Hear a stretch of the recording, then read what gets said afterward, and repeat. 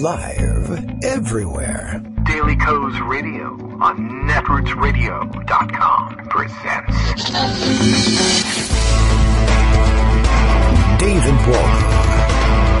Kagro in the Morning Show.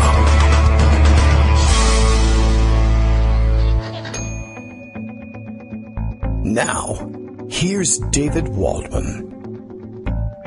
Hey, good morning, everybody. How you doing? It's Tuesday, June 11th, 2017. Much to get to this morning. I think we're going to need about 17 hours to do the show. We'll see whether or not I can stumble through the whole thing. Up late last night. You'll hear the voice break here and again. Try and get some coffee in me, but up late last night, up late this morning, trying to catch up. Our son came back from his great big Boy Scout adventure last night, and boy, it was an extended adventure. And so he came in the door probably about, 3:30, 4 o'clock in the morning, so that was helpful. We were waiting up. We were supposed to pick him up from his after he got his ride back from the airport with the rest of his gang, but they were very kind and brought him all the way back to the house since the lateness of the hour. But we were staying up in order to receive him, or in case he needed to be picked up from the drop-off place, to put a little crimp in the morning routine so far this morning. But then again, so has Donald Trump. As it turns out, he's president of the United States. I wasn't aware of this, but I found this out this morning. It's crazy, but it's true. None of the rest of anything he says, nothing he's done has been true. But big story this morning. I don't know how we'll avoid it. We'll try. Because, we don't want to get caught up and all this thing. We don't want to be distracted from anything, right? Of course, fallout from yesterday's Donald Trump Jr. stories and his attempt to get out from under the unraveling stories, the explanations, the accusations, etc., that he met with this Russian lawyer, and that the whole point of the meeting was to get dirt on Hillary Clinton. And, there were developments galore, I guess, last night. I've lost the track of the story, because also there was something this morning that grabbed my eye and changed the nature of the story. But yesterday we were trying to chase down how the friend of his who had, the acquaintance who he had met at Miss Universe in 2013, how did he get connected with the Trumps, and why would he be arranging the meeting on behalf of his singer client, when, after all, as it turns out, the singer client is probably better connected to the Trumps by himself or through his father than this publicist ever really was, and how he ends up. But even so, the publicist is pretty well connected too, in the sense that he apparently, I don't know whether this is him claiming credit for it or whatever, but he put together the deal that brought the Miss Universe pageant to Moscow in 2013, so you would think that he would be pretty well known to the Trumps. He wouldn't have to bring this sweetener in. And now, more information about what this lawyer is all about and who she's connected to. And I guess the big kicker is, let me just spit this one out, the one that's got me preoccupied this morning. She's pulling a very old Trump trick here, or revealing the previous pulling of a very old Trump trick by the Trump forces. She is now saying, as the Trump Jr. group is saying, well, we met with her and she had nothing, and the meeting went nowhere, et cetera, et cetera. Pardon me, catching up on the coffee. Then last night, the development was, oh yeah, by the way, at some point, Rob Goldstone sent a message to Trump via email and said pretty much basically the dream email is supposedly revealed. Now, we haven't seen it yet.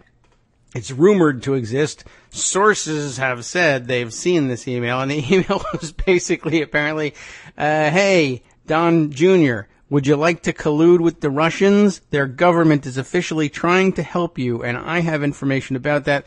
Let's have a meeting. Do you want to talk to the person who's going to bring you that Russian government information? Which is like, are you sure that really got sent? That's pretty amazing. now it's starting to feel like it was a setup of some kind, which is, of course, what the Republicans are hoping for. The operatives like the Sean Hannitys and crazies like, this is a big setup. And I've got to tell you, this is the first thing about it that has looked like a setup. I mean, how dumb do you have to be to send that email? But then again, he does surround himself with the best people.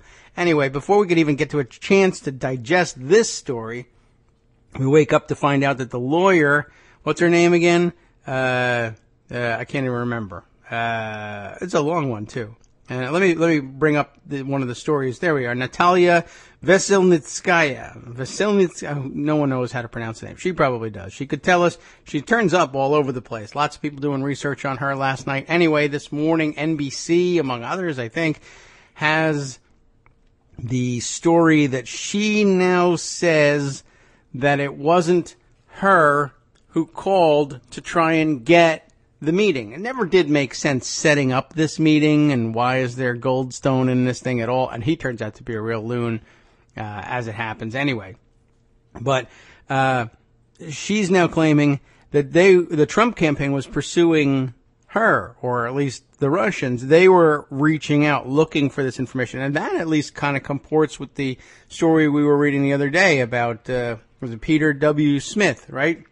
And he was out there doing his own search for the Clinton emails. It does sort of make a certain amount of sense that they were pursuing this stuff, and they might have called this woman in, or called for somebody to bring them something. The original story doesn't make any sense. This one doesn't make any particular sense either. What I enjoy about it, of course, is that there's either an effort on here to pull the very old and very recognizable to, especially the New York area reporters who've been covering Trump for a long time, the very old Trump trick of trying that PR reversal, that you try to pursue a meeting with somebody and then you tell the press preemptively that they've been begging you to meet this whole time. They're after you, and you're like, oh, I don't even know why this would be interesting to me. I'm such an important person. But I humored them. I brought them in. Those who remember the John Barron, John Miller stories know that Trump himself used to call Page 6 gossip columnists all the time in New York and feed them stories about the very many beautiful and talented women who are pursuing Mr. Trump for a romantic relationship. Madonna wants to date him. Kim Basinger wants to date him. It's huge. And this is totally not him calling you. You remember that story. He used to do that all the time. And as many people recognize, as I was tweeting about it this morning, he did it. He still does it. He just did it to James Comey. He told, was it Lester Holt that he was doing the interview with? Remember, and he kind of hedged it, right? He called me to come to dinner. He was seeking a dinner with me. He wanted to come to dinner to me. I said, okay, I eat dinner every day. I might as well. I'll have him over. What's the harm? He's begging me for it. And, of course, anybody who knows anything about James Comey would probably be able to tell you he's not seeking extra dinners with the president, and at tense times, to be sure. He's not looking to go out of his way and get himself into the White House in front of the president. But James Comey did this too. Who else came up in the last couple? Sherry Jacobus, right? The Republican operative who I guess was approached initially. She was a never-Trumper, as I recall, and then at some point approached about doing some work for him anyway. And she has got no interest in it, and she's going to remain a never-Trumper, but the story started to circulate. She's begging us to try to get some work because she knows we're winners. Same story. And it'd be very interesting to see. I mean, the Russians, I'd give them points for recognizing that pattern and then trying to reverse it and making people like me say, oh, yeah, that he does that all the time. That would be par for the course for him. He must have been seeking out meetings with people with Russians for dirt on Hillary Clinton. He's certainly easy enough to believe that he wanted that. Whether or not I think that they could have figured out, to reach out to find this woman and bring her in. But then again, we did hear about how in certain circles she was a well-known Russian operative. I don't know. The whole thing is kind of crazy. I can't wait for it all to be sorted out by Robert Mueller and his Office of the Special Counsel. We will see. This is turning out, this job of special counsel is turning out to be like the Juicero of investigations. You just sit there and everything's pre-made for you. People start confessing to things. The Russians start showing up and telling you the story you need to finish the narrative you already had, even if it's not true. I don't know. And, I don't know. The whole thing is bizarre, of course. And, oh yes, one other element of the story. I knew that when I saw this thing this morning, that the Russian lawyer was now claiming that Trump was pursuing them. And I guess we should take a look at that story. We'll see if we can do that. Just to kind of catch up with it. But it reminded me of something. I had just seen the same story about this tactic repeated last night in a, just in passing in a tweet storm that I happened to pick up on last night. I don't know who forwarded it. I don't think I follow this person. Johnny McNulty. Let's just grab this thing. It's a fun story. And we can take a look at who is Johnny McNulty. I don't even actually know. Let's see. Writer, comedian, contributor to funny publications, UCB NY alum. Okay. Sure. Why not? Doesn't ring a bell for me, but sounds like a nice enough guy, and he had an interesting story. So let's flip back to it. Where did that go? How come I can't find anything this morning? I'm very disoriented. All right, here we are. This tweet storm was a good one regardless, and then it had this story in it. It says, don't know if I shared this here before, but my dad literally sat me down in the late 90s, maybe the early 2000s, to tell me Trump was full of crap. He uses the more colorful term for it, but, well, that was a good service. Thanks, Dad. There was some standards in there, like Trump lying about his money, but the reason my dad hated him was that blue-collar guys were his marks. I thought this was kind of an interesting observation, really. Saying Trump is a poor man's idea of a rich man is seen as an insult to Trump's taste. True. But it's actually marketing. That's his audience. Oh, I see. And this is what upset him about this. Let's see. My dad hated him because folks who saved some money for themselves would spend it on his seminars or Trump University trying to get ahead. Oh, yes. We remember that. Add to that stiffing contractors. Trump's the perfect embodiment of a grifter. If he'd stuck to just jilting bankers, that'd be one thing. My dad grew up in West Philly and became a banker. He was sent to meet with Trump with another guy from Long Island, maybe because Trump's from Queens. My dad returned from the meeting enraged. I don't know why they had to meet, but they got sent. Okay. My dad returned from the meeting enraged, saying he'd never met a bigger liar and they'd never do business. He wanted to call Trump to say so. But the other guy in the meeting warned that if he did, their names would be in page 6 the next day, the gossip columns. What would their bankers from Philly be doing in the page 6 gossip columns? Maybe not working in Philly. He's originally from Philly. You get the point. Sure enough, though, this is where the story takes this current twist, right? Sure enough, even though he didn't call Trump and make a stink, right? Even though he didn't, the next day a story appeared saying 2 executives from their bank, quote, requested a meeting because with Trump because they wanted to do a deal. So, I mean, it's not even a huge point in this tweet storm, but I thought that was very interesting that he points out that even in a routine business meeting, one of his tactics is to make it known to the trade press or the even the gossip press that people are constantly pursuing him when he's been doing all the chasing all along, or it's just something he's dreaming about, like dating Madonna. Anyway, I just thought that was really interesting. There's more to the tweet storm. The dad, he says, his dad died in 2005, McNulty says, but I never have to wonder how he'd feel about that grifter who scams working folks, cheats partners, and lies to the press. And he goes on, I didn't plan this, so I got away from Trump preying on working folks. He sold ways out for folks the economy abandoned. real estate scams. I mean, that was his original scam. Right now, he's just selling his presidency as a way out for folks the economy abandoned. So it's doubly annoying.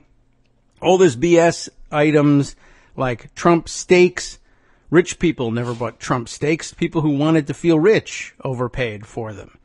It wasn't all criminal. Even his legitimate items were that same gilded veneer that convinced folks they were getting something special.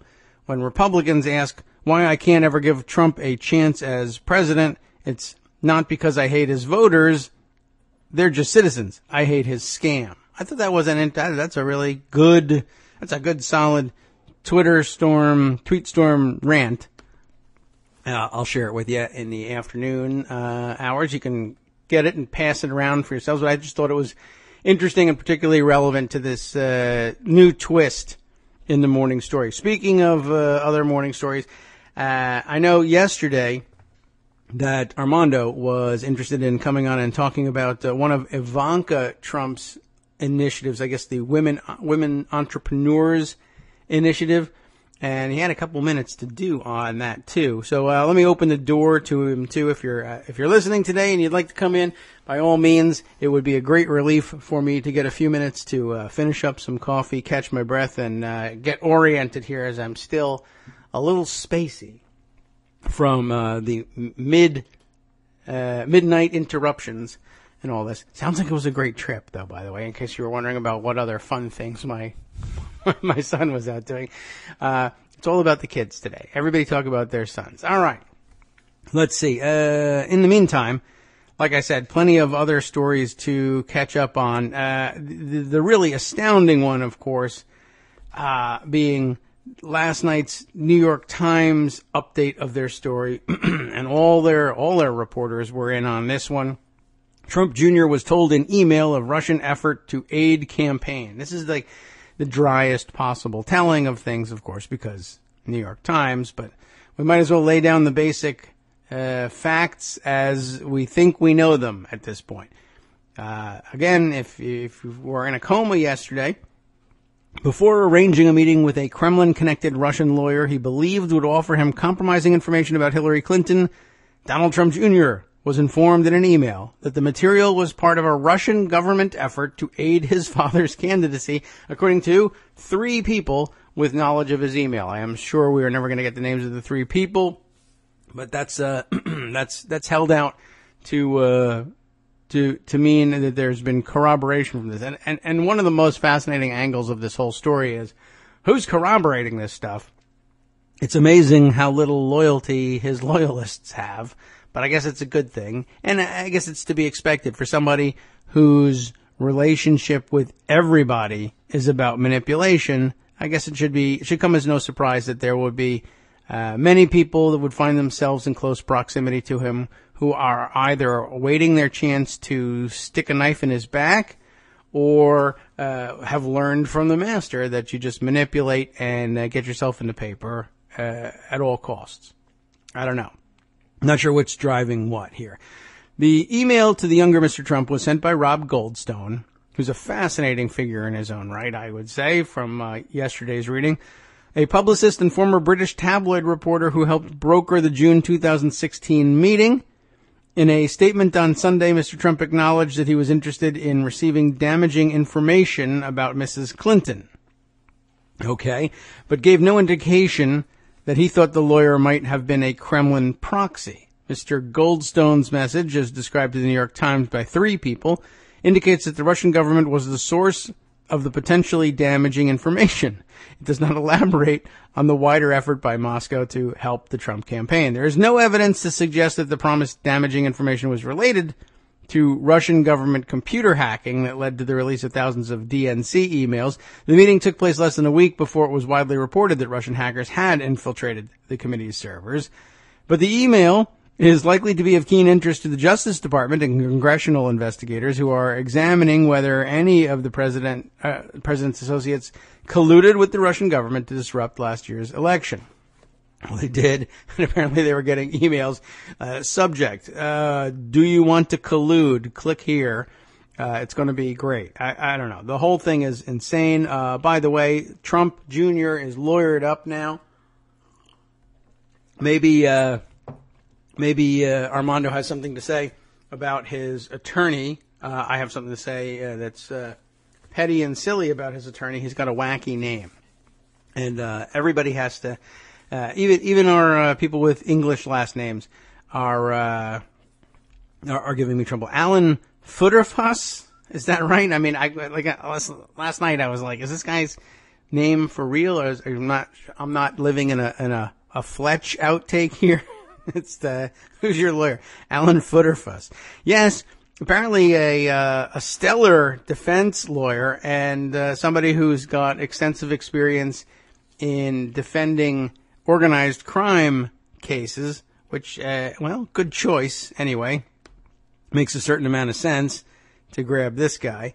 Let's see. Where were we with this? The Times first reported on the existence of this meeting on Saturday, and a fuller picture has emerged in subsequent days. Then the attorney, Alan Futterfuss, the lawyer for the younger Mr. Trump, said his client had done nothing wrong but pledged to work with investigators if contacted. Okay. And then he tries in my view, this is much ado about nothing. During this busy period, Robert Goldstone contacted Don Jr. in an email and suggested that people had information concerning alleged wrongdoing by Democratic Party frontrunner Hillary Clinton and her dealings with Russia. He told the Times on Monday, Don Jr.'s takeaway from this communication was that someone had information potentially helpful to the campaign, and it was coming from someone he knew. Don Jr. had no knowledge as to what the specific information, if any, would be discussed. Again, I just pose my question. There's no reason to believe that Don Jr. doesn't recognize or trust the Russian developers who helped sponsor the Moscow Miss Universe pageant. In other words, there's no real need for Goldstone that I am able to tell from the facts that we have, and nothing about last night or this morning has cleared any of that up just yet. Anyway, it's also looking increasingly like this might be being driven by Jared Kushner, who was also present at the meeting. Oh, by the way, excellent point made yesterday, I believe, by Michael Musson. Let me scroll back and find this one.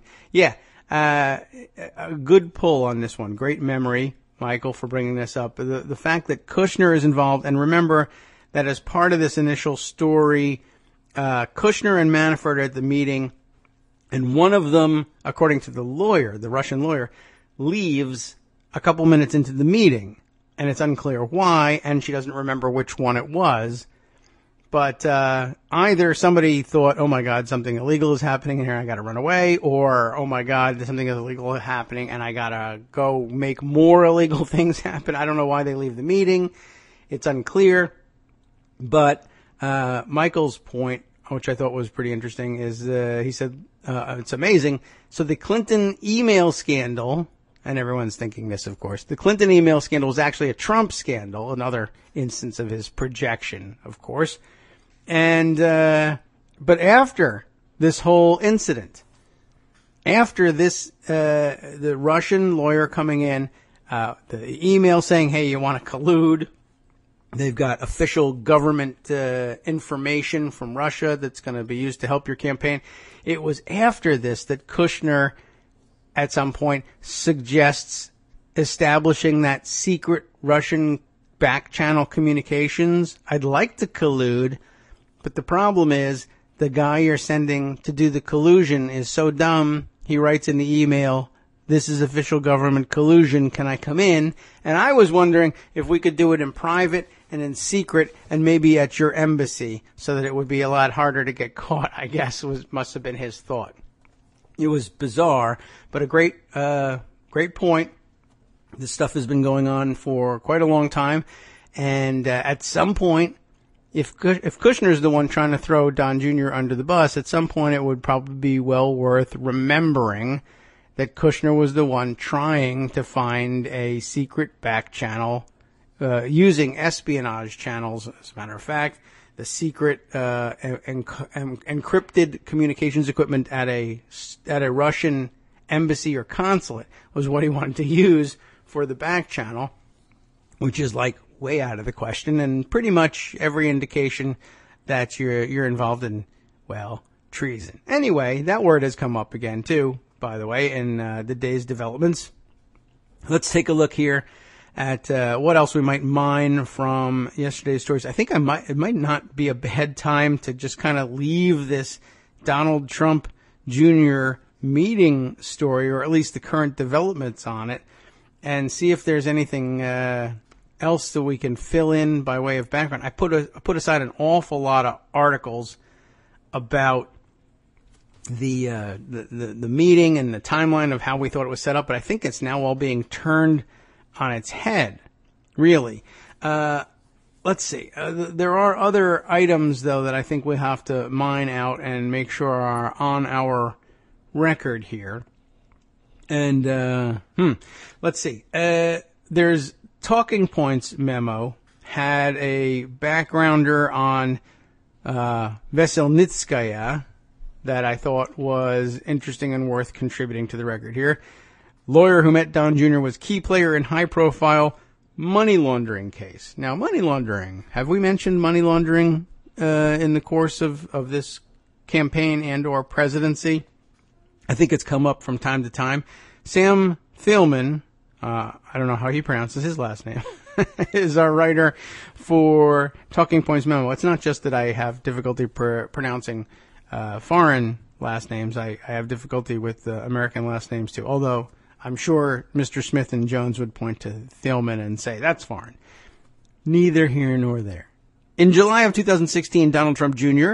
met a 42-year-old Russian attorney named Natalia Veselnitskaya, who had promised him damaging information about then-candidate Hillary Clinton. You know this part of the story. One of his father's contacts, a music publicist named Rob Goldstone, had arranged for the meeting, as a favor to a client of his, the Azeri real estate developer and pop singer Amin. Remember, Amin Agalarov. I guess as a singer he goes by just the one name.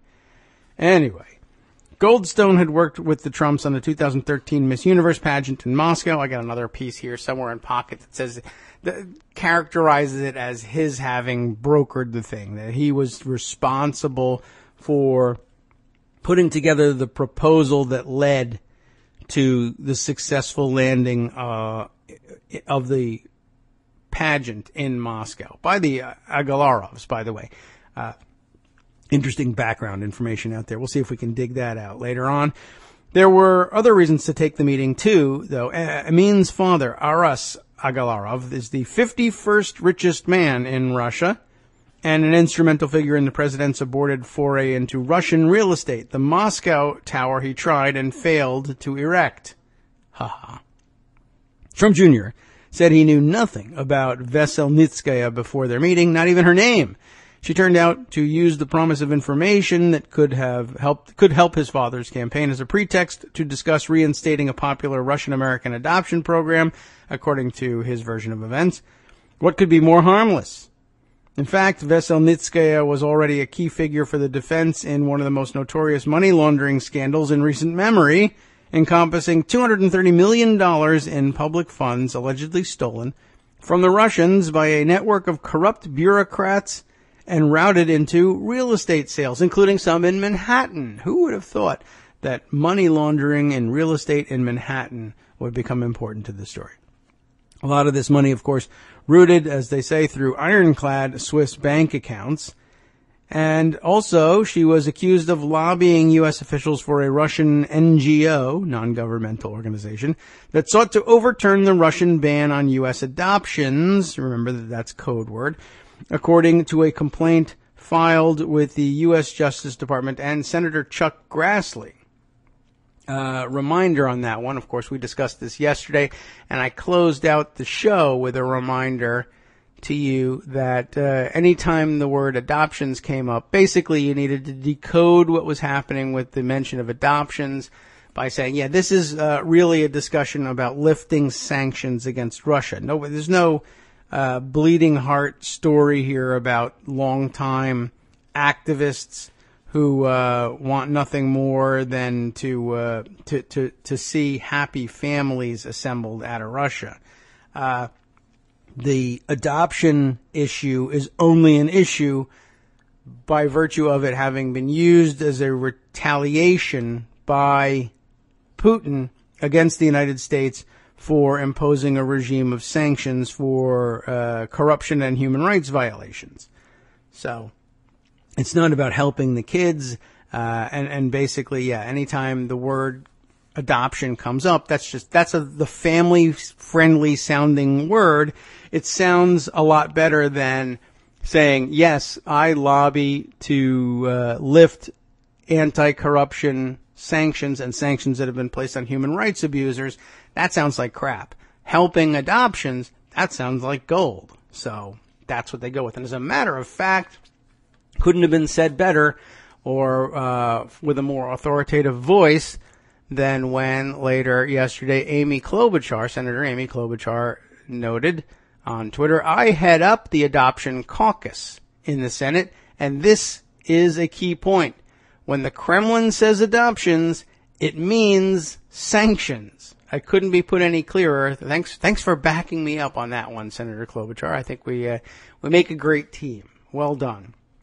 I mean, honestly, that's exactly what I was saying, and now somebody who really knows what they're talking about says the same. That's always a nice bit of backup. Anyway, back to Talking Points memo here. Veselnitskaya's Facebook page paints a picture of a conservative Russian woman, and boy oh boy, alt-right conservative if you really read into it, eager to defend her government from insults, hawkish on Israel, and deeply concerned about American politics. Deeply concerned. That's always nice.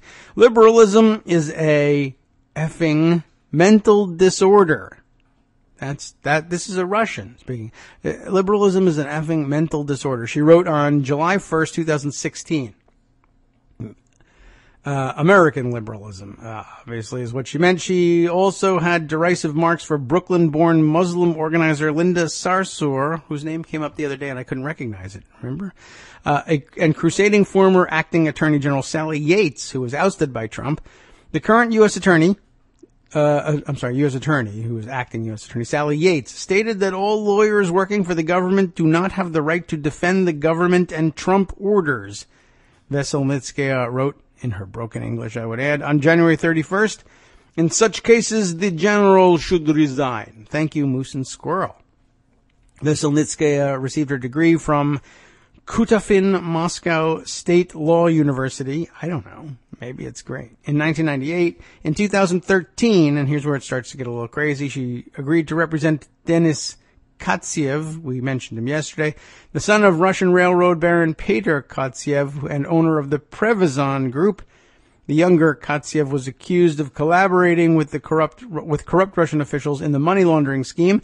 Then U.S. Attorney and Sheriff of Wall Street Preet Bharara led the charge against Prevazon. The company, his office said, had used cash from the theft to buy condos in Bharara's jurisdiction, which of course was New York. Who had condos for sale. Interesting though, I have never seen anybody say that they bought Trump-connected condos, which is interesting. You would think that they would be that obvious. Katsiev had been Veselnitskaya's highest profile client by far, and his defense would be a world historic success, not just for the wealthy real estate investor, but for the Russian establishment under President Vladimir Putin. Until this weekend, the closest Veselnitskaya had come to the public eye was as a footnote to the compounding scandal of the Prevazon affair. Veselnitskaya had come to the United States with Katsiev, who was to be deposed by Bharara's team. Okay. Not only was she not deposed herself, she didn't attend her client's deposition in person. That is really weird. And this is a very weird little story. This sub-story here. She comes to the United States because Katsiev is going to be deposed, and she doesn't bother to go. What? She comes to the United States, yes. She doesn't show up for the deposition. She's his lawyer. She doesn't say, who goes? I don't know. But after the deposition, she moved to the Plaza Hotel for the remaining 2 nights of her stay at a cost of $995 per night. Note, she doesn't go to the Trump hotels. Her firm then billed the U.S. government for the entire stay, to which I assume she believed she was entitled for reimbursement. I guess since they subpoenaed him, I guess that's the procedure. Interesting. So $995 a night. They billed the government for the stay, as well as a single meal for 5 that included 8 grappas after dinner. Very nice. 2 bottles of wine, 18 dishes, and a bill that came to nearly $800, which honestly is pretty low for a New York meal with that much food. But okay. The group's total expenses topped $50,000, and they promised to file more. The legal proceedings in which Veselnitskaya was enmeshed contain a spy novel's worth of twists, turns, and tragic, suspicious accidents. And this is also, I mean, this is known, but in case we weren't clear on exactly all the connections, this will ring some bells for you. Sergei Magnitsky, right, the whistleblowing accountant who called attention to Russian bureaucrats' alleged widespread embezzlement, was arrested and detained without trial for nearly a year until his death in 2009 from what prison staff described as pancreonecrosis, ruptured abdominal membrane, and toxic shock, according to the U.S. government's suit against Previzin. The Russian Interior Ministry later revised the cause of death to heart failure. When Magnitsky's family examined his body, they found bruises and that his fingers had been broken, according to an early draft of a report by then-President Dmitry Medvedev's own investigative committee. The incident led to a controversial piece of legislation, 2012's Magnitsky Act, which sanctioned 18 Russian officials believed by the U.S. to have been involved in Magnitsky's death. 5 days later, the Russian parliament voted to ban adoptions of Russian children by Americans, a move understood to be retaliation for the Magnitsky Act. Putin, by that time president of Russia again, also began to compile an anti-Magnitsky list of his own, according to the New York Times. And guess who's on it? Preet Bharara ends up on the you can't come to Russia, we won't give you a visa retaliation list. Amazing. Trump Jr.'s conversation with Veselnitskaya, to his disappointment, focusing on a program about the adoption of Russian children that was active and popular with American families years ago, and was since ended by the Russian government, he said in a Sunday statement. That may be a roundabout way of saying Veselnitskaya wanted to discuss sanctions on Russian officials. Veselnitskaya campaigned unsuccessfully to keep Magnitsky's name off the punitive 2012 law, according to the Times, and then through an NGO called the Human Rights Accountability Global Initiative Foundation. That's a mouthful. And they helpfully abbreviate it for us, the HRAGIF, which is really not only, that doesn't even save any time to say as an abbreviation, but okay.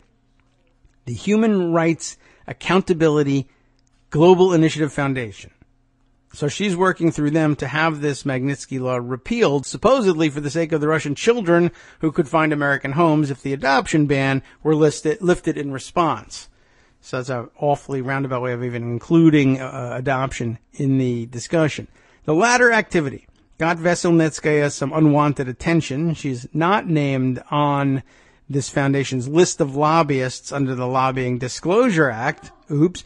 But she was accused of lobbying U.S. politicians, according to an email provided to Senator Grassley by Hermitage Capital in a complaint. That name rings a bell, too. Magnitsky, as it turns out, was at work for Hermitage CEO William Browder when he discovered the alleged money laundering schemes.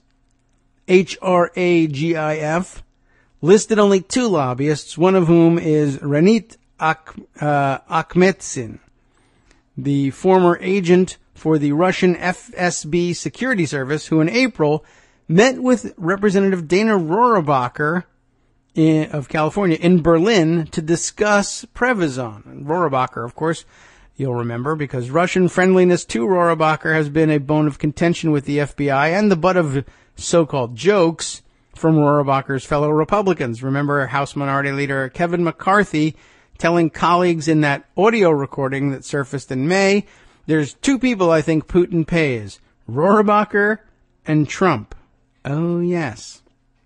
Magnitsky's death and the original theft by Russian bureaucrats are believed by many, including Senator John McCain, to be the work of the Kluyev group. I'm wondering about pronunciation like this. K-L-Y-U-E-V. Kluyev? I don't know. You'd think that the U would be on the other side there. Kluyev is what it really looks like. I'm going to say Kluyev group. A network of criminals working in the Russian government to enrich themselves at the expense of Russian citizens. Its exploits are chronicled in English in a number of articles by reporter Michael Weiss, herein linked. We should all take a look at those. Magnitsky and others sought to expose what they believed was hundreds of millions of dollars worth of graft by the group. The suit against Prevezon never went to trial. On March 11th of this year, Donald Trump fired Barara. And on March 21st, Nikolai Gorakov, the Magnitsky family's attorney and a key witness for the prosecution, remember this guy? If you don't remember his name, you'll remember what happened to him. He fell from the 4th floor of an apartment building in Russia, apparently when a rope broke while he and others were trying to move a bathtub in through the window. He sustained head injuries.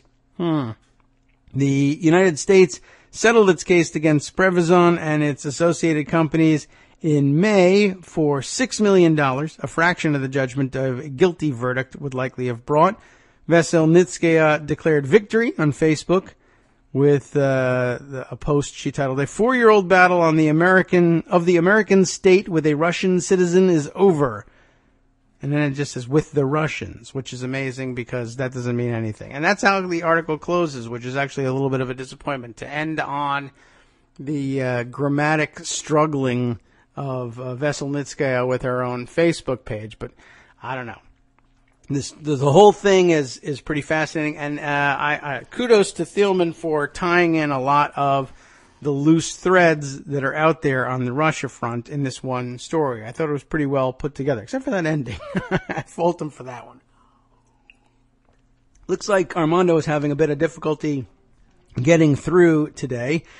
So I don't know whether he's going to be able to come in here and relieve me and take us down the other path of the story about Ivanka's women entrepreneur project.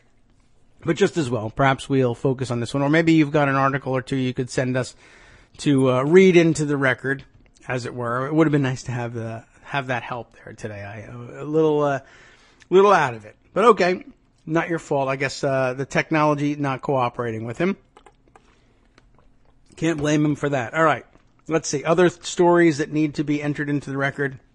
Let's see. There's this one. From Bob Bauer at justsecurity.org, who has come up a couple times in the past few weeks. Open door to Moscow.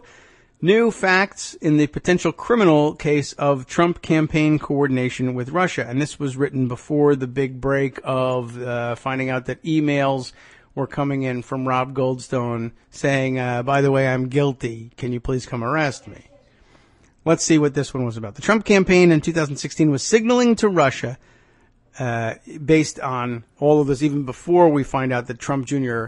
gets word that there's official Russian government involvement in all this. The Trump campaign was signaling to Russia that it would be happy to have the Putin regime's help. President Trump, as a candidate, famously called for Russia's assistance. We all remember that, of course. Now it appears that the Trump campaign was not simply hinting that it would welcome this help.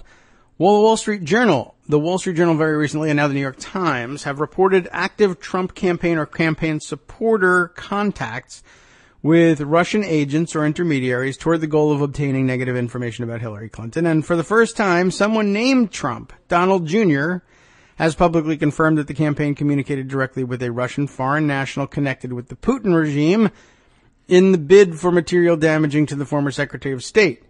In previous pieces, I've discussed the grounds of legal liability based on substantial assistance or aiding and abetting of foreign nationals providing a thing of value to influence an election.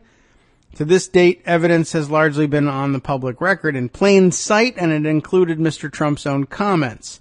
The recently published reports do not replace this theory. They supplement it or round it out by corroborating that what the campaign was pursuing through private channels were the same goals, help from the Russians, that were strongly indicated by the candidates' words and related public behavior.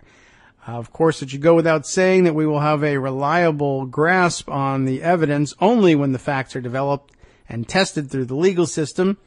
There are a host of questions still to be answered about the reported Trump campaign contacts with the most recent press accounts, and we haven't even really included the most recent press accounts for this.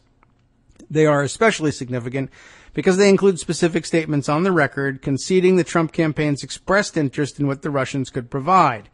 Those statements show intent, a clear-cut willingness to have Russian support, and they reveal specific actions undertaken to obtain it. The thrust of this article, obviously, laying the legal groundwork for converting these stories into actual criminal liability.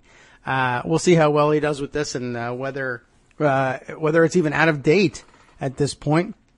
But, and as a matter of fact, it might not be necessary to parse our way all the way through this article. This might be one that would be best read in the background, just by way of getting a chance to review the legal requirements, the statutes involved, etc., so that you have some basis for comparing what facts are developed throughout the day. And I imagine this story will change 3 or 4 times today as well. But if you have a good grounding in this background or here, that may help make sense of developments as they happen. Let's see. Let me give it some estimation of how much time would be required to parse through this thing. It could be done. We might as well put the stuff on the record, and then we can move on to a new angle or some other of the many stories cropping up today. There's so many moving parts, but this one seems awfully important, and maybe it's best as people have their hopes up this morning to discuss some of this stuff. And this doesn't dash the hopes, though. It just gives you something to anchor to as you consider new evidence. So, where were we with this one? In previous pieces, right, we said our author says they've discussed the ground of legal liability based on substantial assistance or aiding and abetting a foreign national's providing a thing of value to influence an election. Okay. So, where were we with this? The Wall Street Journal reported on the activities of a Trump campaign supporter, Peter W. Smith, remember this one, of course, who assembled a group dedicated to locating the emails that Mrs. Clinton treated and deleted as personal. They put out the word that they were interested in what hackers could find, and Mr. Smith confirmed that they, quote, knew that people who had them were probably around the Russian government. That's not a good thing to say. The Journal reports that Mr. Smith and another in his group promoted a connection to former Lieutenant General Mike Flynn, a key campaign surrogate. Was Flynn, in fact, participating in the Smith group search for the emails from foreign sources? Smith took the position with the Journal that while he knew General Flynn, Flynn was not formally involved with this quest for the stolen emails. Several other campaign associates denied on the record their own connection to Smith, and Flynn declined to answer that question. The Trump campaign has not, however, denied his involvement. A Trump campaign official has said only that if Flynn coordinated with Smith in any way, it would have been in his capacity as a private individual.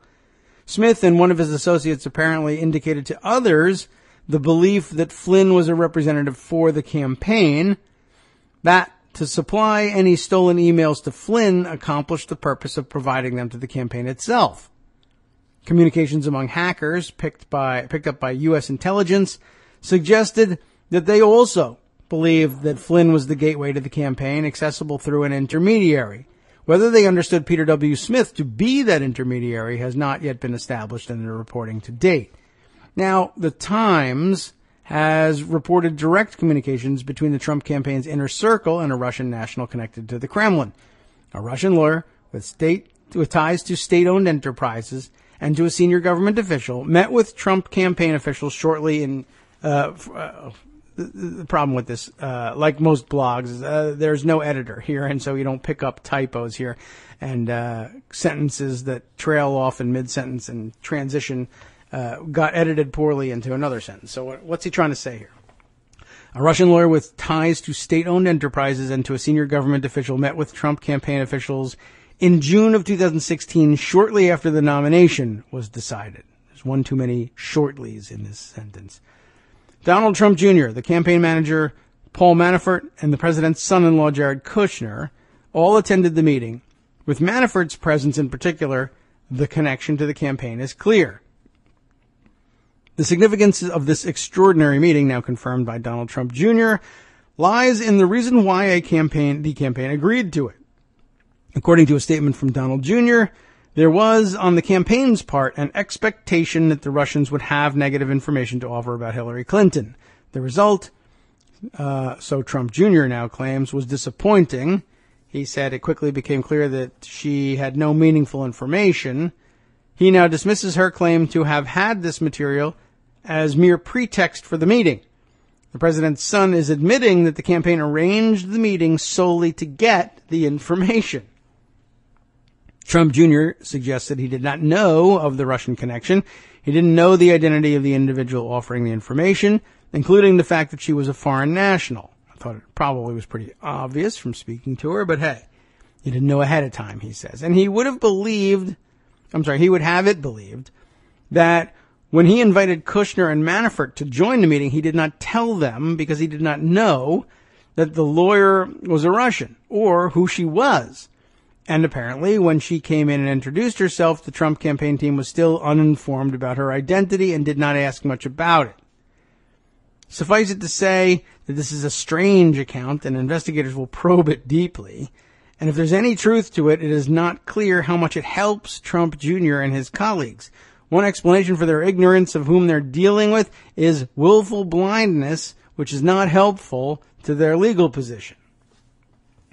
This new and remarkable information adds considerably to the potential criminal violation of the federal law that prohibits substantial assistance to foreign nationals seeking to influence a federal election. Now, we have, as part of the public record, specific and private actions to establish intent to provide this assistance. Donald Trump can't very well sustain his position that in calling for the Russians to find the missing email, he was merely joking. His campaign was furthering behind closed doors the objective that the candidate was jokingly professing.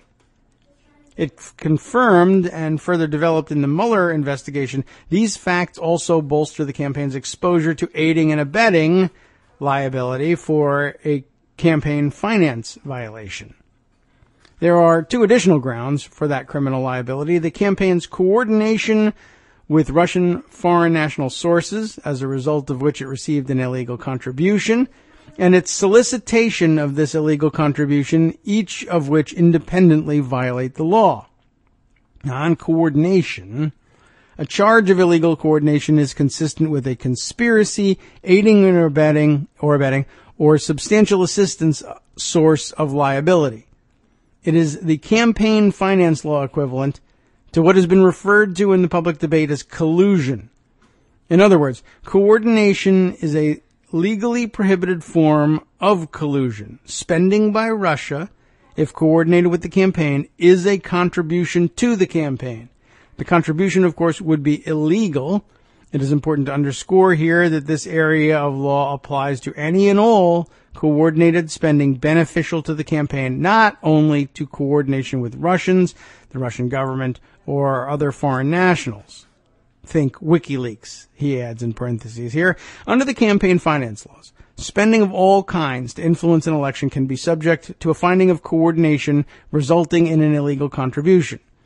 52 U.S. Code Section 3116 A7B1 or 11 Code of Federal Regulations Section 109.20.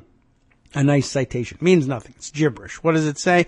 The coordination rules are designed to enforce contribution limits by treating as a contribution an expenditure from any source in cooperation, consultation, or concert with, or at the request of a candidate or agent of the candidate.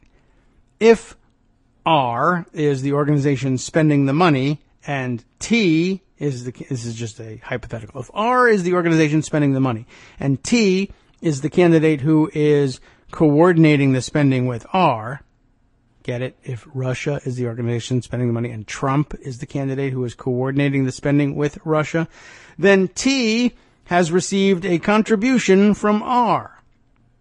The contribution must comply, like all other contributions, with source restrictions, dollar limits, and public reporting. And under no circumstances may a candidate coordinate campaign spending, which includes anything of value to influence an election, with a foreign national. There are special coordination rules that apply to expenditures for public communications, such as a group's spending coordinated with a candidate for television campaign advertising. Look again to the Code of Federal Regulations on that one. There are also general coordination rules, which simply treat as a contribution any spending made in cooperation, consultation, or concert with, or at the request of, a candidate. A question clearly raised by the new information is whether the Trump campaign's communications about the hacked emails, both through public statements and private contacts, constituted in effect, for legal purposes, a request or suggestion that funds be spent to acquire the stolen emails. The candidate certainly requested this assistance in his public remarks. Now, in a meeting scheduled with a Russian national with ties to the Putin regime, the campaign made clear that it was actively interested in having this kind of information. At least that kind of information. That doesn't even bring in the Smith thing until now. Here we are. Investigators will presumably explore whether the campaign was interested specifically in stolen emails. Press reporting suggests that A, the campaign was interested in the emails because the candidate had said so, and supporters like Mr. Smith were engaged in a concerted effort to find them. And B, both the campaign and Mr. Smith were dealing with Russian nationals in the search for negative information on Mrs. Clinton. At any rate, any support coordinated with the Russians constitutes an illegal contribution from a foreign source. It is critical to bear in mind that for campaign finance law purposes, a suggestion is just that. It need not, for coordination purposes, be a clearly articulated and documented request. In fact, the regulations of the FEC define a suggestion, like, I hope you can find the emails, and give them to me. A suggestion to include campaign assent, I should reread that sentence. The regulations of the FEC define a suggestion to include campaign assent to the offer of another, like the Russian government or its agents, to provide something of value to the campaign. Consider, then, the view that Russians could reasonably take of the Trump campaign's wishes. The president stated publicly that he would like to have the Russians locate the stolen emails. Mr. Smith, indicating in various ways association with General Flynn, launches an initiative focused on finding these communications. A Russian national with government connections is able to schedule a meeting with the most senior circle of the campaign by pledging that she had negative information about Mrs. Clinton. In various ways, public and private, the campaign is making its interest clear, and at a minimum, it is assenting to Russian plans to unearth information that constitutes a clear thing of value from a foreign source to influence an election. I know this is all kind of technical. He does a pretty good job in trying to spell it out in his conclusions here. There's more. We'll continue with it, but just to put this in some context, how do you use information like this? Some of it does sound like gibberish. Some of it is easy to get lost in. But this is aimed at arming you for dealing with what we'll hear, I'm sure, a lot of in the coming days. Yes, there's a lot of smoke here, but you haven't proven the fire here. There's no proof of collusion, no hard evidence, they might still say, of collusion. This is all just stuff hinting that collusion might have been interesting, possibly, in theory, to some people who may or may not have been connected with the campaign.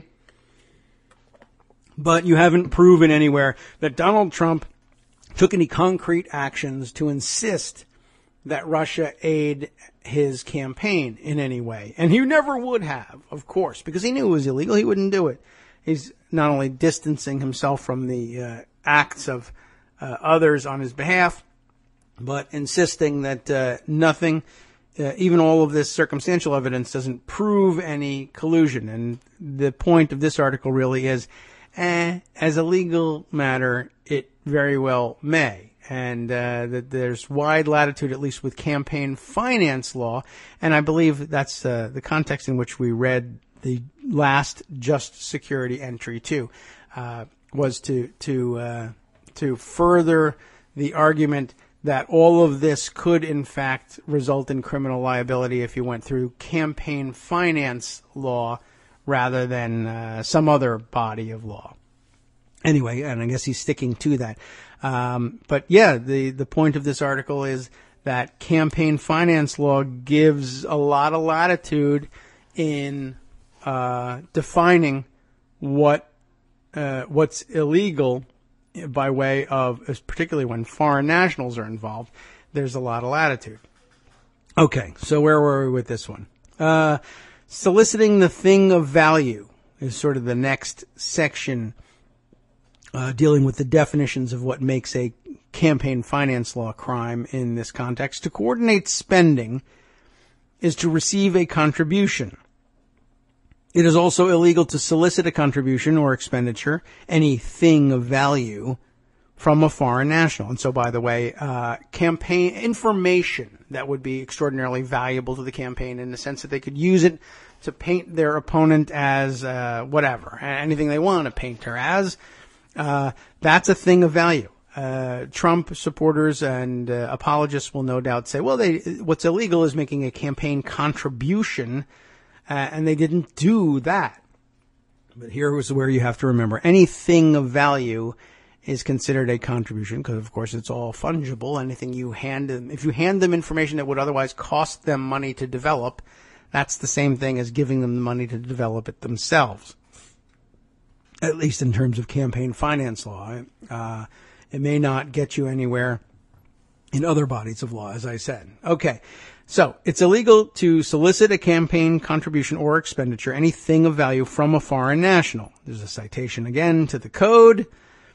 A solicitation also need not be express. It can be implied. It is useful to consider the regulatory definition of solicitation adopted by the Federal Election Commission. He says he's put in italics key portions, so I'll stress them for you. Here's the quote from the FEC's regulations. To solicit means to ask, request, or recommend, explicitly or implicitly, that another person make a contribution, donation, transfer of funds, or otherwise provide anything of value.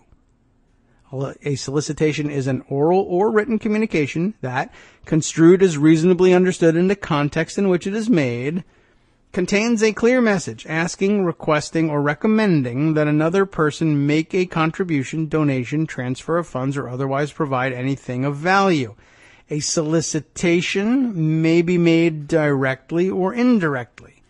The context includes the conduct of persons involved in the communication. Those are the parts that that Bob Bauer thinks are of particular importance here. In sum, he writes, a solicitation may be implied as well as express, and it is determined by examining all the relevant circumstances, including the context in which the communication in question is made. The president made an express appeal in public comments for Russian help, and the potential for finding an illegal contribution is reinforced by his repeated refusals to acknowledge or denounce the Russians for what the intelligence community formally found to be their program of interfering in the election, and which Rob Goldstone wrote to his son about. Doy. The freshly reported communications with Russian nationals add weight to the question of whether he and his campaign were really soliciting or just joking. The Russians could reasonably understand that the campaign was very much in the market for this information. By suggesting that she had such information, a Russian national with a relationship to her government could obtain an audience with the intimate associates of the candidate, his campaign manager, his son, and his son-in-law. It would have been hard for the Russians to mistake the intensity of the campaign's interest. The very scheduling of the meeting and the status of the attendees was sufficient to get the campaign's point across about what it highly valued and what it was prepared to take from a foreign source. And if they had any doubt, it would have been resolved by the president's public call 6 weeks later for the Russians, if you're listening, to find the emails. It also bears emphasis that a solicitation need not be successful in order to be illegal. The law applied here is not about an attempt, inchoate or otherwise, to commit a federal offense. The very solicitation is itself a potential crime.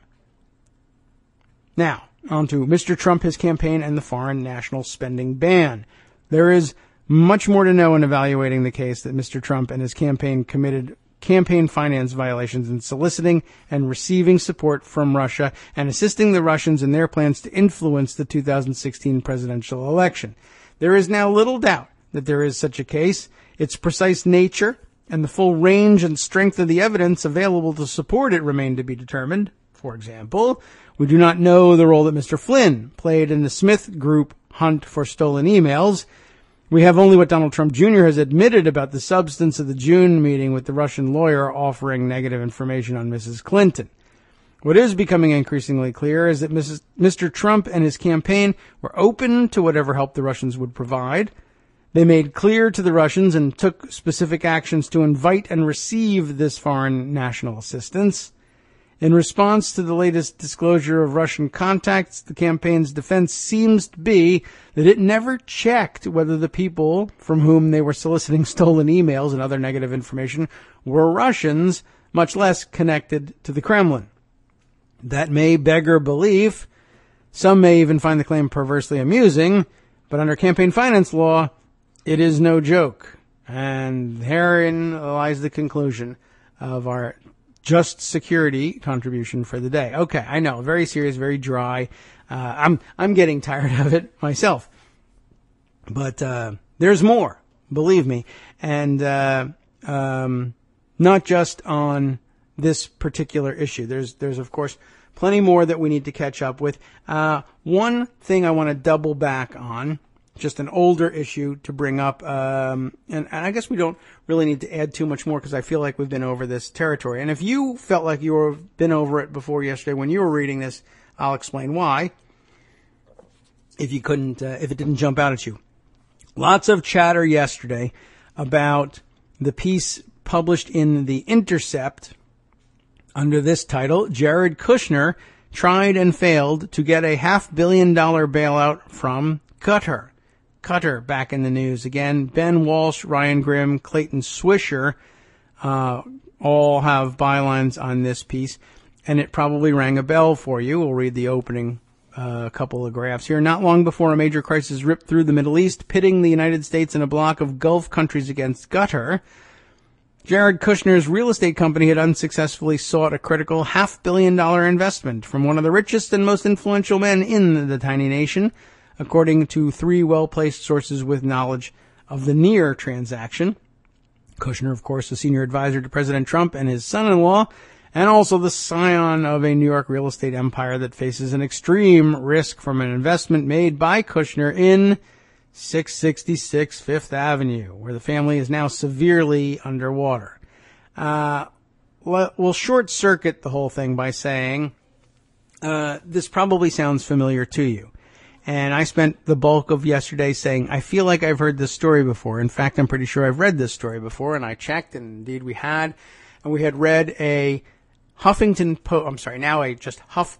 story that really chiefly focused on a failed attempt by Donald Trump to pry some investment dollars out of Qatar, out of the royal family, and out of the State Investment and Venture Capital Fund. But you may recall details from that story that Trump felt like he was slighted in some way by the folks he was meeting with in Qatar because they weren't eager to do business with him, and they actually asked questions like, what can you do for us here, and are we going to make some money, and why should we lend you money when no one else in the world will, because they know you're a terrible risk and you're not a very good businessman. So he found that rather insulting. But it was some time ago, and I think the time frame they put to it was something like 2007 or maybe more recently, but it was still a couple of years in the past. But I guess the story here is Donald Trump holds a grudge for a very, very long time. Let me go back and call this one up. I'm pretty sure we archived this story, but I found it pretty quickly yesterday as I was poking around because, Qatar is not in a whole lot of the articles that we have here. Where is the HuffPost one? Yeah, there we are. Trump says Qatar funds terror. Here's his record of trying to get it to fund him. Do you remember this one? Anyway, it was, like I said, a fairly familiar story, but I wasn't entirely certain that it wasn't new. I mean, this one from The Intercept was chiefly about Jared Kushner and seemed to be slightly more recent than Trump's attempt to get, what was it he wanted? At first he wanted venture funding for a distressed properties fund, I think, that he was interested in. Anyway, it did, in fact, make mention in this HuffPost story from earlier in June. June 11th was the dateline on this one, I think.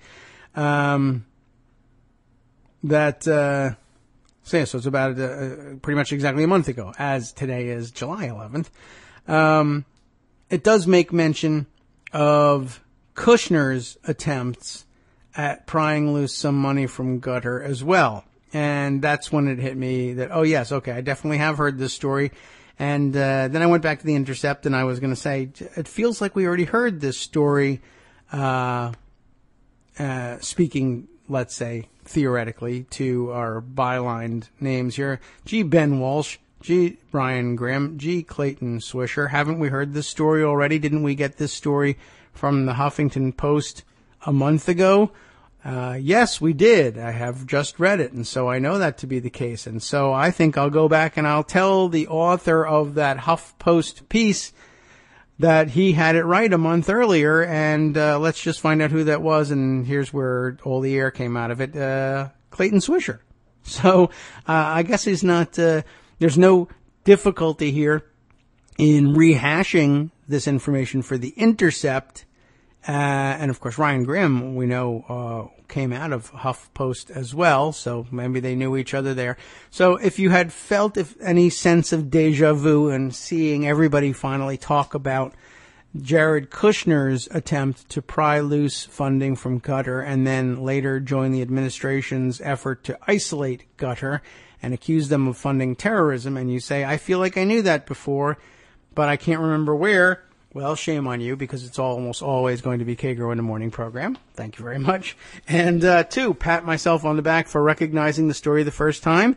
And, really pat Clayton Swisher on the back for developing this story well and keeping it alive and, leveraging I guess, new relationship with The Intercept to try and, add new life to the story and refresh it at this critical juncture. Okay, so if you were, like I said, if you were running around yesterday trying to remember where you had already heard this news, the answer is, well, really the answer is the HuffPost and me reading it to you, perhaps. Okay, so I thought that was worth updating. Let's see, let me get back out of the archives here, back to the live list of things from, the last couple of days here in Pocket. Come on now. Going to think about what I actually have here in Pocket for you. Oh, yes, and I have to, I still have my search terms stuck in there. So now it only gave me articles about Qatar, as interesting as it is. And there's more about that, too, by the way, that I haven't gotten to date. Can't seem to get. Okay, please cooperate with me. I need you here. Okay. Switching gears, and I think it's probably about time. Although really it's about time to just say, I can't do this show anymore. I'm falling asleep in my seat. We still have the live issue, of course, of the Medicaid repeal bill, essentially. The Obamacare / Medicaid repeal bill masquerading, the tax cut masquerading as a health care bill. It's getting worse and worse. And we learned from Greg yesterday that the extension of the fight through the recess is diminishing daily the chances that the Republicans will be able to cobble together the votes to pass this thing in the Senate. And the danger, of course, at a time like this when everything is in flux, is that the Republicans will be doing anything they can to try and piece together a revised bill, and we'll have no idea until the very last minute what they come up with, but a revised bill that will somehow capture 51 votes or 50 and then get a tie broken, if it is a tie, by the vice president. So, what's the latest? What do we know? Not the vote counts. They're too much in flux.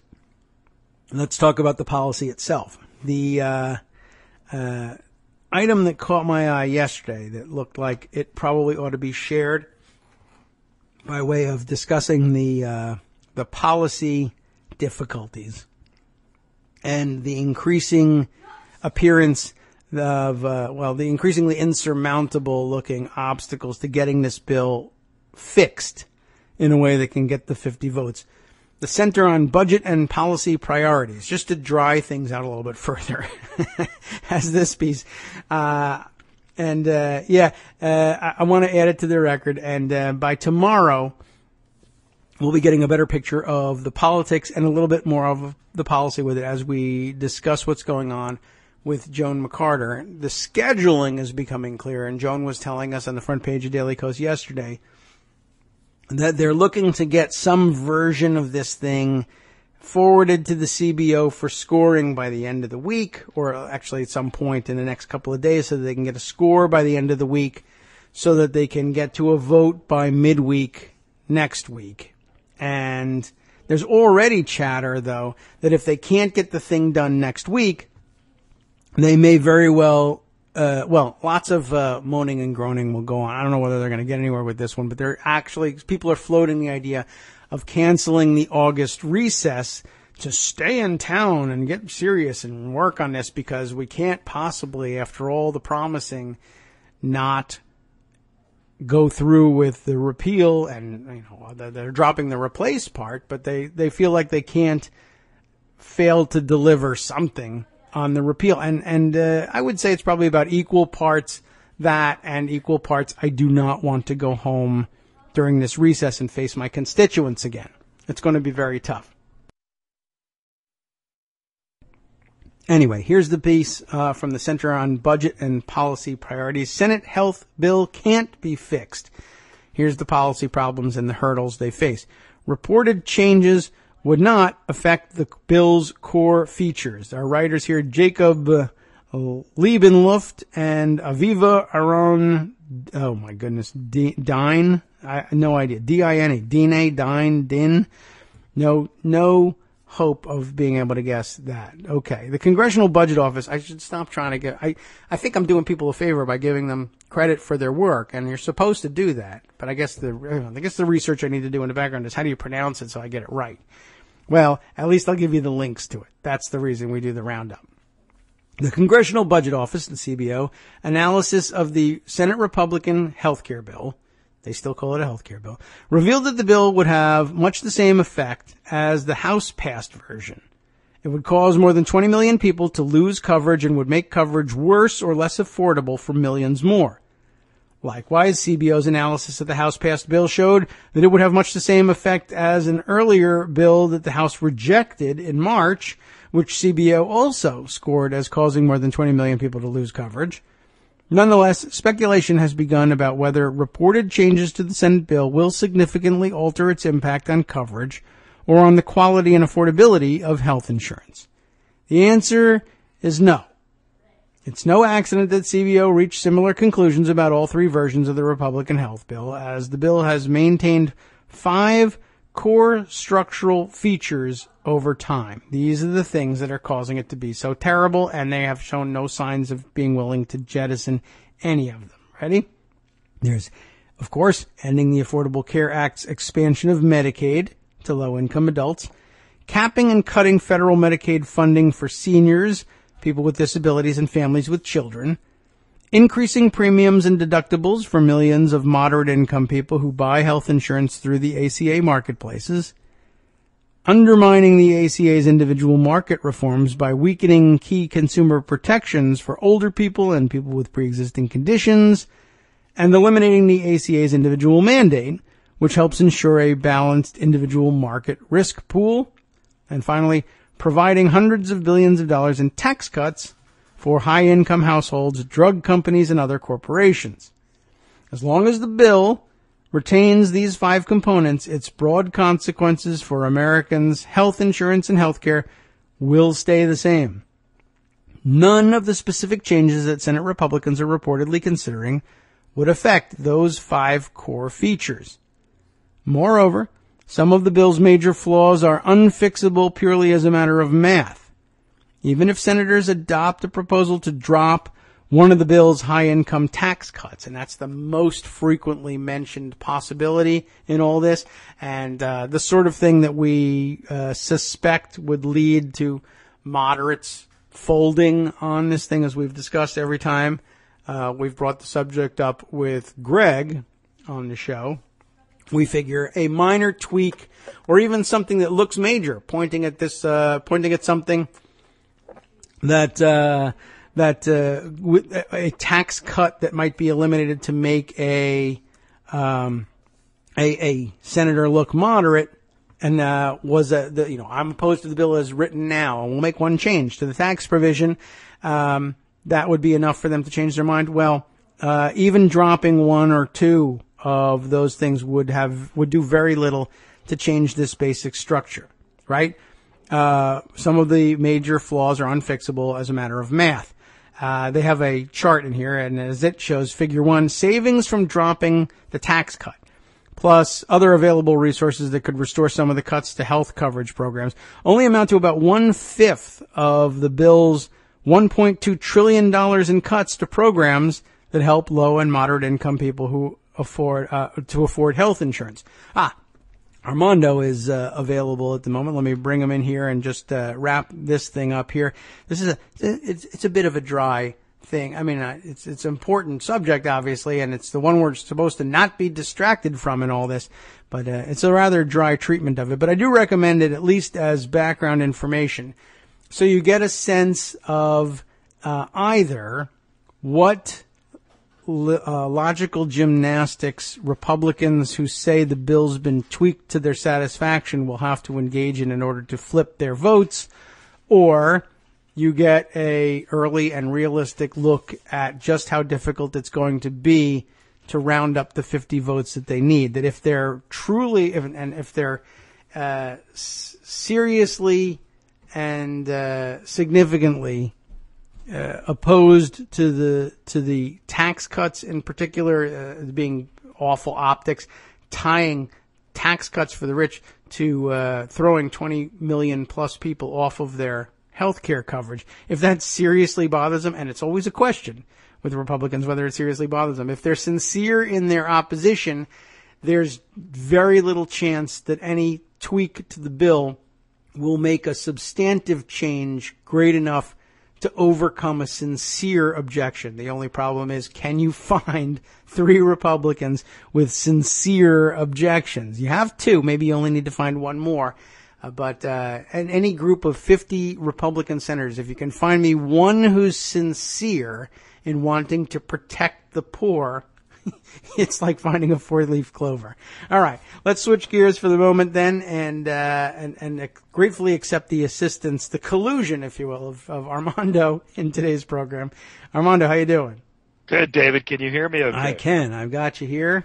Yeah, I had technical difficulties all morning, and what was frustrating was I got a call from somebody I didn't know who said that you had some dirt on Greg Dworkin being wrong about everything, and to call you. So, of course. So I don't know what he's doing here. Ladies and gentlemen, I did not solicit this. Yeah, it's, but as long as I don't know who that person is, why don't you go ahead?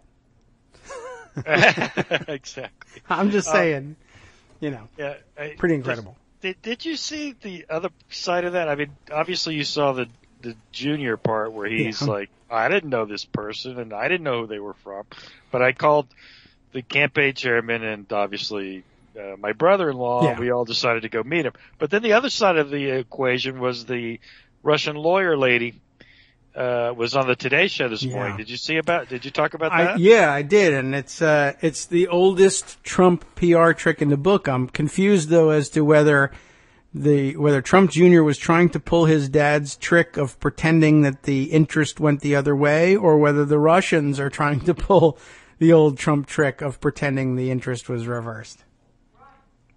It reminded me an awful lot of 10, 15 other examples. A couple of them are very recent of where Trump, his favorite PR trick is to tell reporters that the people he was pursuing were in fact pursuing him. And as was pointed out to me this morning on Twitter, the most significant example of it being, he was telling Lester Holt that Comey was bugging him for dinner. Please let me come over for dinner and assure you that you're not under investigation. And no one believed that for a second. And I think he gave up on that mid-interview. I'm not really sure whether he asked for the dinner or not. I can't remember. But we had dinner, though. That's all he was able to come up with. But he's right in the interview. He's trying that old trick, just like he used to do as John Barron. Madonna really wants to go out with Mr. Trump, but he's too busy.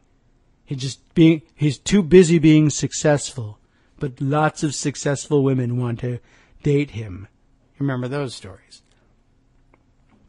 Nope. Now I've lost you here. I was wondering why you weren't reacting to that story. And maybe you're screaming your head off on your phone. Are you on mute? The technical difficulties continue. Well, you might want to try and give me another call there. Unless this would be interesting. I wonder what we're missing on the other end of this call. All right. Well, here's what I'll do. I'll force the issue by disconnecting you, and at which point you'll say, hey, wait a minute, have I just been hung up on? And we'll try and recap all the good stuff that we missed due to the technical difficulties. The bad news for the rest of you, here we go. This happened pretty quickly. Good, thankfully. Armando, hi. Now I can't hear you. I thought we would have it solved by now. Okay, well, I wonder what the problem is. It's now? Oh, Hello? there you are. Hi. Okay. Well, it was the jack came out of the... Oh. So it was low tech, it was okay. Why won't the car not run? I forgot to put gas in it. Oh, yes. Okay. Well, I was wondering if we were missing some great commentary. And no, absolutely not. I was still trying to figure out... you may not know, I did something stupid. I updated my Skype software in my phone, and now it doesn't work. Oh, well, that's the usual effect of an update. And so I went back to the laptop, which I haven't used in a long time, and I'd forgotten how to do it. And it took me all of an hour to figure that out. That's why my call was late. And you had all the great conversation on this Trump Jr. thing.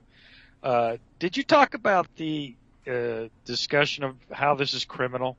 Because Greg Dworkin and I were talking about it both publicly online, and we were messaging each other. Yeah. And the argument is about contributions or donations or things of value. Yes. But from a foreign country to a campaign. That's actually expressly criminal. So the argument boils down to is what... Oh, dear. Now we've lost the connection again here. Well, the connection is still there. The sound is... Are you like literally on a phone connected to a laptop? Is that what's going on? Well, the audience can certainly answer the question. Yes, we did speak explicitly about what makes this criminal. Just the just security article that we just concluded reading. It, by the way, I'm glad you brought it up because it helps it look like we've coordinated things and makes it look like, well, of course I've given my audience background in what couldn't explicitly make this illegal. And I guess it was very necessary. We should have, it's too bad Greg isn't here on the show. Maybe he's listening to the podcast and getting the explanation if he didn't get it from you. Okay. Well, Armando's just saying, yeah, I think the tech is just too iffy and we'll try again tomorrow. Let's get on that Skype, people, and make sure that his phone's Skype, software, apps, etc., whatever the hell. What's the word that the kids are using these days, right? I say software and I realize it sounds like I'm from 1980. The app is working well. Okay. Anyway, sorry about that. And hopefully everything will be working tomorrow. But that gives us a chance to return to the very necessary but somewhat dry subject of what's up with the healthcare stuff. All right. And when we left off, we were talking about, and it's hard because now they rely on figure 1 here, which you can't see, but you will see when we provide it to you in the links in the summary that Scott Anderson will help us out with. You find the basic information is that there's just no way to fix the math of the bill, and unless all the tax cuts are dropped, and that would just lose you way too many votes. Every one of the tax cuts that you drop from the bill is probably going to cost you potentially, well, I mean, even if it costs you 1 vote, you're in serious trouble. You're probably not going to get any of the 2 hard no's back no matter what you do with the bill. Anyway, in tables and figures 1 here, it makes it pretty clear that there's just no way to get the math back in balance, even by eliminating some, or I don't know about all of the tax cuts, but certainly if you eliminated all the tax cuts, you'd get about 15 votes for the thing. Other changes under discussion, it says, wouldn't meaningfully reduce the bill's damage either. Thus far, none of the specific reported changes to the health bill, and we still may not know about the key specific change that hasn't been announced publicly yet, but none of the ones that we know about yet would alter the core structure or meaningfully reduce the severe harm it would do. The changes include, this is, so now we can tell, if you've heard another one floated, there may be a live question out here. But for now, the idea of delaying or slowing the phase out of enhanced Medicaid expansion funding. Would that do the trick? Would that make a significant difference to someone who has a sincere objection to the damage this bill can do? Senate Republicans are already discussing further slowing or delaying the phase out of the ACA's enhanced federal funding for Medicaid expansion, but doing so wouldn't, believe it or not, wouldn't change the provision's long-run impact on coverage. Eventually, states would still see a 3 to 5-fold increase in their share of expansion costs, leading most or all to end their Medicaid expansion programs. That's true, and I guess I want to add this caveat. Though that's true on a policy level, that doesn't necessarily mean that politicians whose chief interest is being reelected would reject an option of delaying the same harm to after their next election. That's, you know what I'm saying? Just because delaying the phase out or stretching out the phase out of enhanced Medicaid expansion funding would eventually have the same effect. So for the rest of us who are going to be citizens of the country even after their terms in the Senate expire, we worry about such things. It doesn't really matter whether you throw everybody off of insurance next year or in 5 years. You don't want to throw everybody off of insurance. That's a different equation to someone who says, my only concern is what happens in the election 2 or 4 years from now. If I can get reelected before everyone realizes what the impact of this provision is, then who cares? I have 6 years to fix it. That's literally a very real equation, a very real consideration that senators are going to make. Yes, the fact is that everybody's going to get thrown off insurance, but the key question for me is, does it happen before my election or after? Okay, so a delay or slower phase out wouldn't even have much effect in the short run. In at least 9 expansion states, state law could automatically trigger the end of expansion well before the ACA's enhanced match rate fully phases out. Interesting point. Arizona, Arkansas, Illinois, Indiana, Michigan, Montana, New Hampshire, New Mexico, and Washington are those states. A 10th state, Alaska, key state, if you're worried about what your senator is going to do, could see its expansion end as soon as 2020, even if the phase out of the enhanced match is delayed.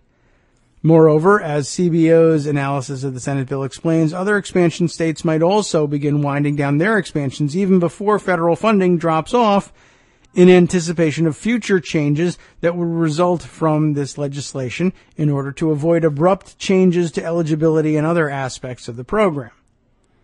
What else have we got? What about adding funding for opioid use disorders? It's an interesting way of putting it, opioid use disorder. Okay, a big issue. We've heard a lot about it. 45 billion enough?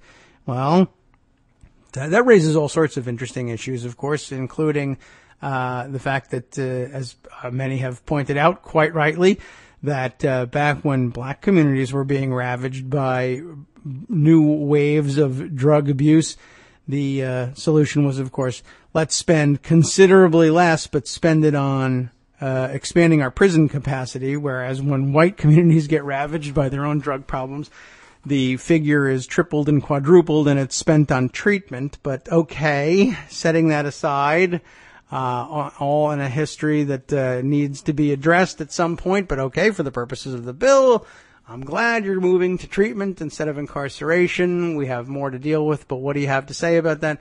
$45 billion, is it enough? Well, what if we put more in there? Could we get a moderate to say, well, look at how much money we're spending on this enormous problem. After all, it will be delivering on a Trump campaign promise, as well as one of my own. Could that do it? Senate Republicans are reportedly planning to add that $45 billion to the bill for the treatment option. That funding is intended to compensate for the bill's elimination of the ACA Medicaid expansion, which has dramatically increased access to medication-assisted treatment for opioid use disorders, and perhaps to compensate for waivers that would allow private plans to exclude coverage for substance abuse treatment. Not only would $45 billion fall short of what experts estimate is needed for opioid treatment, but replacing health insurance coverage with grant funding for treatment would always fall short as a response to the opioid epidemic. Opioid use disorder is often accompanied by other physical and mental health needs, including depression and anxiety. That means people struggling with opioid use disorder need access to physical and mental health care, not just treatment for their addiction, if they are to successfully recover. As Senator Bill Cassidy commented, if a separate fund would bifurcate opioid addiction from physical health, that would be bad medicine. And it would be awful. But of course, for the most part, Republicans, without any direct experience in anything, they will have no way of knowing. And seeing the world in black and white as they do, they'll say, well, look, we're giving money for opioid abuse treatment. Isn't that what you wanted? Here, boom, done. It's a grant. And they refuse to look at it as a holistic problem, and it sounds kind of hippy-dippy to even ask people to do so.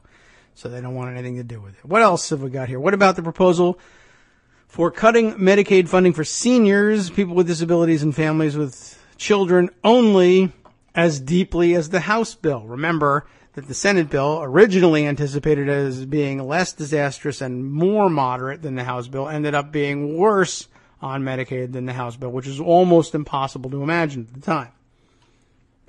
Okay, suppose they only did it as a negotiating tactic, and now they come back to the House bill. They overdid it to make the House bill end up looking moderate. What about coming back to that as a solution? Would that bring moderates in? Politically it might, but what about substantively?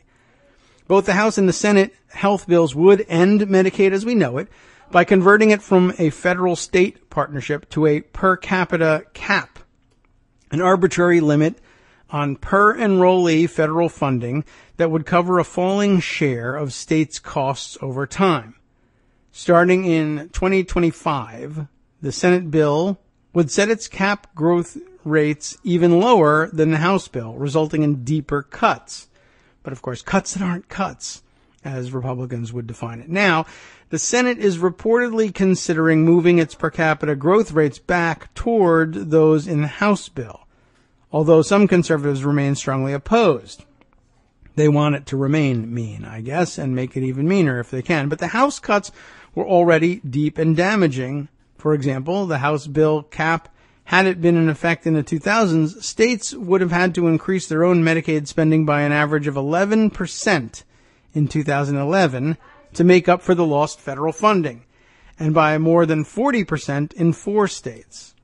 A per capita cap also shifts risk to states, which would be responsible for all costs above the cap resulting from public health emergencies, breakthrough drugs, or the aging of the population. In response, states would have to raise taxes, cut other parts of their budget, or more likely, institute increasingly severe cuts to eligibility, benefits, and provider payments. Certain services would be especially vulnerable to cuts. For example, home and community-based services that help millions of seniors and people with disabilities remain in their homes are an optional Medicaid benefit that states already limit based on available funds and would likely cut deeply in response to federal funding cuts. How about the expansion of tax benefits for health savings accounts, which really are a crap idea to begin with, but could bring more moderates. The moderates don't care if it's a crap idea. Look, more money, that's a moderate thing to do. I might go for that. What about that? The Senate bill would already dramatically expand the tax sheltering opportunities HSAs offer by nearly doubling the annual contribution limits. But Senate Republicans reportedly plan to further expand HSA tax breaks by adding a provision allowing people to pay health insurance premiums out of HSAs. That change would enable individual market consumers to avoid taxes on the income used to pay premiums at a reported cost of $60 billion over 10 years. That's a bit of a giveaway, don't you think? This provision would do little to mitigate the large increases in out-of-pocket costs for moderate income consumers under the Senate bill. Many low and moderate income people could not afford to make substantial HSA contributions in the first place. And many would likely also find it too complex and burdensome to funnel premium contributions through HSAs. No, I would. But even if they did, their tax savings would offset only a small portion of their increase in out-of-pocket costs under the Senate bill. For example, CBO's estimates imply that a 64-year-old, here we go with one of the specific examples, a 64-year-old with income of $56,800, where do they get these numbers, would have to pay about $11,600 more in premiums for the same plan she has today, even taking into account her tax savings for paying premiums through an HSA. Meanwhile, a 40-year-old with income of $26,500 would see tax savings of less than $400 from paying her premiums through an HSA, but would see her deductible jump from under $1,000 to more than $6,000 due to other provisions in the Senate bill.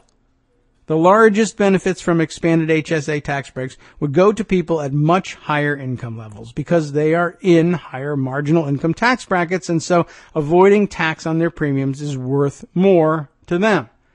For example, the ability to pay premiums out of pre-tax dollars would be worth $2,800 for a 60-year-old earning $250,000.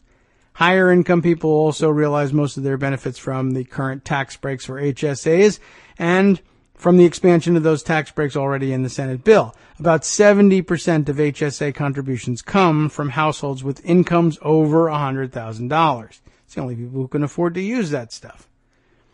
How about increasing funding for market stability? That's always a good idea. Would that be enough to save anything? The Senate bill includes $112 billion currently for near-term market stabilization efforts and grants to states for long-term state stability and innovation. This is less than the House bill provided for market stabilization, and amazingly, and senators are reportedly considering adding more in order to catch up with the House bill. But another example of the expectations being reversed here. But the bill's existing stabilization funding isn't enough to make up for the price increases consumers would face due to its repeal of the ACA's individual mandate, let alone the increases resulting from the bill's cuts to tax credits and other financial assistance. Repealing the mandate would lead healthier people to drop coverage, thereby raising per enrollee costs and, in turn, average premiums. The bill's stabilization funding does help offset these increases because CBO assumes most of it would be used to help insurers cover the cost of high-cost enrollees. But, based on CBO's analysis, Brookings Institution researchers found that the Senate bill as a whole would raise premiums by an average of 5 to 9%, even before taking into account its cuts in premium tax credits. Thus, senators would likely need to add billions of dollars more per year in stabilization funding just to prevent their bill from raising average sticker price premiums. Even then, the funding would not make a dent in the large increases in out-of-pocket premiums resulting from the Senate's bill's cuts to financial assistance. All right, a couple more here. There's what about allowing insurers to discriminate based on pre-existing conditions? What if they decided to jettison that? The current Senate bill already allows states to waive important protections for people with pre-existing conditions, including standards for what services plans have to cover. That means plans could once again carve out key services such as maternity care or mental health or substance abuse treatment. Great. And could go back to placing annual and lifetime limits on coverage. That could make coverage and care unaffordable for people with pre-existing conditions or other serious health needs, of course, even though the bill technically retains the ACA's prohibition on charging higher premiums based on health status. Now, Senate Republicans are reportedly considering rolling back that protection as well. Ted Cruz is pushing to create a system under which, of course, insurers that offer at least one community-rated plan, that is a plan where premiums would not vary based on health status, could offer additional plans subject to medical underwriting. Plans, in other words, for which insurers could vary premiums based on health history or deny coverage outright to people with expensive pre-existing conditions.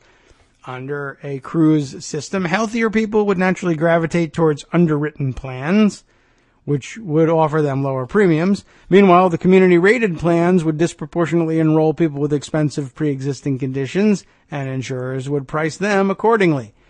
Adverse selection, therefore, means that in practice, people with pre-existing conditions would face higher premiums because of their health status, whether they purchased underwritten or community-rated plans. While lower-income people would be partially protected from higher premiums by the Senate bill's subsidies, people with pre-existing conditions with incomes over 350% of poverty, about $42,000, by the way, for a single adult, would face high, sometimes unaffordable premiums with no financial assistance. And then there's, what about retaining the ACA's 3.8% tax on unearned income? What if we gave back that tax cut?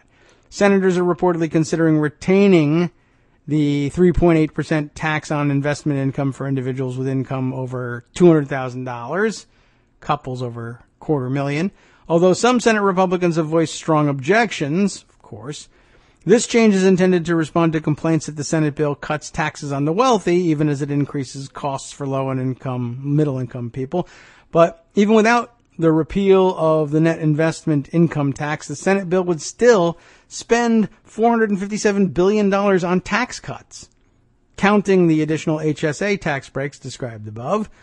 And these tax cuts would still mostly benefit upper income people and pharmaceutical companies, insurers, and other corporations. So it should definitely, that's a great point to keep in mind, is every time that they talk about, well, why don't we give back this? Maybe we can roll back or give back this proposed upper income bracket tax cut. They're usually talking about the, that 3.8% tax on unearned income from top level earners, but rarely will you find any proposal that includes the other significant tax breaks being proposed? They simply package them under a different umbrella elsewhere. They're tax cuts nonetheless, but when you hear moderates say they want to tinker with the bill by giving back on those tax cuts to help fix the optics of the bill, they're only talking about a very small portion of those tax cuts. There's still another $450 billion out there. So, conclusion, I believe here, Senate Republicans can't fix their bill with the resources that they have put on the table. In addition to the specific changes discussed above, some Senate Republicans have made general comments about changing their bill, or starting all over again, to make coverage more affordable for low and moderate income people. Senator Bob Corker, for example, promised, "We are going to figure out a way to greatly enhance the ability of lower income Americans to buy health insurance in the exchange that actually covers them." I've had, 9 years to do it, but whatever. Now we're going to. Once again, we'll definitely come up with it soon. We don't know what it's going to be, but it's going to be terrific. So, sounding a little Trumpian on that one. With no specific proposals to analyze, the best way to evaluate such promises is to ask, could they, as a matter of arithmetic, be met? The answer, unsurprisingly, I'm sure, is no. The single most important reason the Senate bill would cause large coverage losses and make coverage less affordable, almost no matter what they do, really, is that it cuts federal spending on programs that help low and moderate income Americans afford health care by $1.2 trillion over 10 years. You can't have these cuts. That's the thing. They're central to everything the Republicans want to do. No proposal excludes them. But how do you help low and moderate income families meet their expenses when you're taking money out of their hands?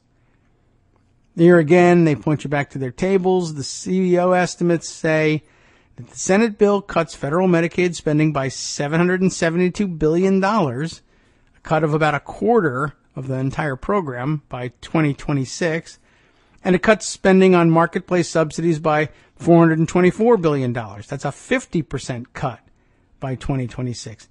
These cuts are the main reason the bill would cause 15 million fewer people to have Medicaid coverage by 2026 and would make coverage less affordable for millions of consumers in the individual market. Retaining the net investment income tax would free up $172 billion. That's great. And that could restore a modest share of the bill's cuts to coverage programs.